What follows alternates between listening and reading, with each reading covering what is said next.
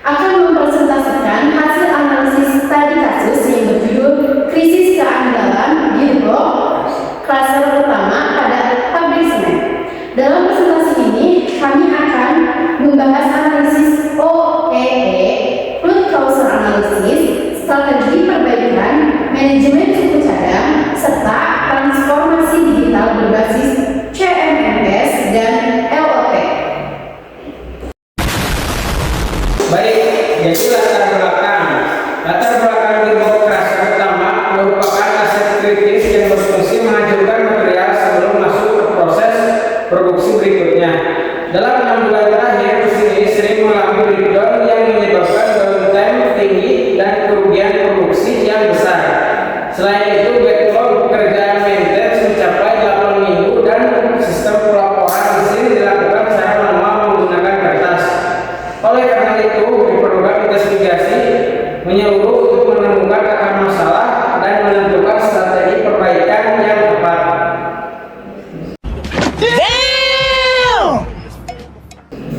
Oke, lanjut akan disampaikan oleh yang pertama.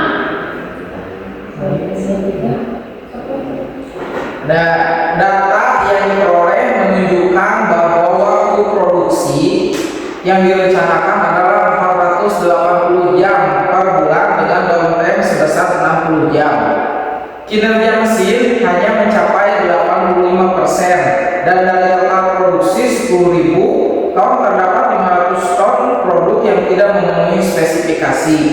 Pada analisis predictive maintenance ditemukan vibrasi tinggi pada frekuensi 1 kali RPM dan 2 kali RPM. Selain itu, hasil oil analisis menunjukkan kenaikan kandungan besi dan silikon yang cukup signifikan. Kemudian availability menunjukkan seberapa besar waktu mesin tersedia untuk beroperasi. Operating time diperoleh dari waktu produksi yang direncanakan kurang downtime, yaitu 480 jam dikurangi 60 jam sehingga diperoleh 420 jam. Dari perhitungan didapatkan nilai availability sebesar 87,5%. Oke, lanjut. Performance mesin berdasarkan data perusahaan adalah 85%. Untuk quality, jumlah produk baik adalah 9.500 ton dari total produksi 10.000 ton, sehingga diperoleh nilai quality sebesar 95%. Lanjut, perhitungan OEE merupakan indikator utama yang menggabungkan availability, performa, dan quality.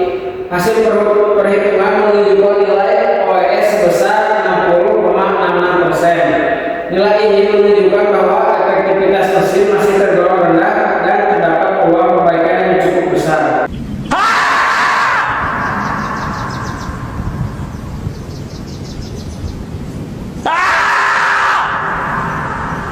Evaluasi OEE jika dibandingkan dengan standar workplace, nilai OEE ideal berada di atas 85%. Nah, sedangkan nilai OEE gearbox klaster hanya sebesar 70,66%. Hal ini menunjukkan bahwa kinerja aset belum optimal. Faktor yang paling banyak menyebabkan kerugian adalah breakdown losses karena downtime mencapai 60 jam per bulan. Kemudian hasil analisis getaran menunjukkan adanya puncak vibrasi pada frekuensi 1 kali RPM dan 2 kali RPM dengan dominasi arah aksial. Kondisi ini merupakan indikasi kuat adanya masalah misalignment atau ketidaksejajaran poros. Selain itu, hasil inspeksi di Penetran menunjukkan adanya retakan pada fondasi motor. Kemudian oil analisis, hasil pengujian pelumas menunjukkan kadar besi meningkat dari 10 ppm menjadi 8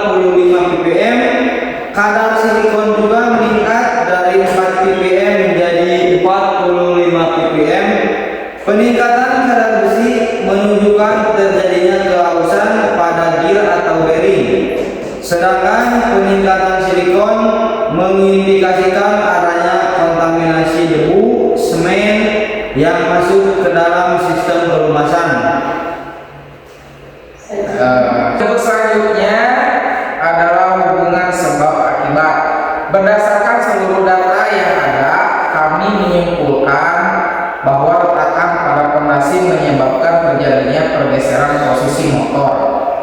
Pergeseran tersebut memicu misalignment pada poros sehingga menghasilkan vibrasi tinggi. Vibrasi yang terus-menerus menyebabkan kerusakan bearing dan seal. Akibatnya debu semen masuk ke dalam oli sehingga mempercepat kerusakan komponen gearbox dan akhirnya menyebabkan breakdown. Oke, yang selanjutnya yaitu CVM shutdown. Karena perbaikan memerlukan penghentian operasi mesin secara total, maka digunakan metode Critical Phase Method atau CVM. Metode ini membantu menentukan aktivitas kritis yang harus diselesaikan tepat waktu agar shutdown tidak berlangsung lebih lama dari yang direncanakan. Berdasarkan estimasi, total durasi proyek shutdown adalah sekitar 8 hari. Nah, untuk tindakan perbaikan teknikal, tindakan perbaikan yang direkomendasi meliputi perbaikan letak pondasi, regrouting, penggantian bearing dan seal, penggantian oli gearbox, serta proses laser alignment. Selain itu, dilakukan koreksi shock put menggunakan SIM agar posisi motor dan gearbox kembali sejajar sesuai standar. FMEA dari gearbox digunakan untuk menentukan prioritas risiko kegagalan. Pada bearing gearbox, mode kegagalan utama adalah kausan bearing yang menyebabkan gearbox berhenti beroperasi. Dari hasil penilaian diperoleh nilai FPN sebesar 360 yang termasuk kategori risiko tinggi sehingga perlu menjadi prioritas utama dalam program perawatan. Strategi MRO inventory. Suku cadang bearing termasuk kategori kelas A memiliki harga tinggi dan tingkat kritikal yang besar. Permasalahan yang terjadi adalah sering terjadi stock out ketika bearing dibutuhkan. Solusi yang kami rekomendasikan adalah penerapan safety stroke, reorder point, serta evaluasi ulang nilai EOKI agar ketersediaan spare part tetap terjaga. CMMS dan IoT meningkatkan keandalan aset. Kami mengusulkan integrasi sensor vibrasi berbasis IoT dengan sistem CMMS.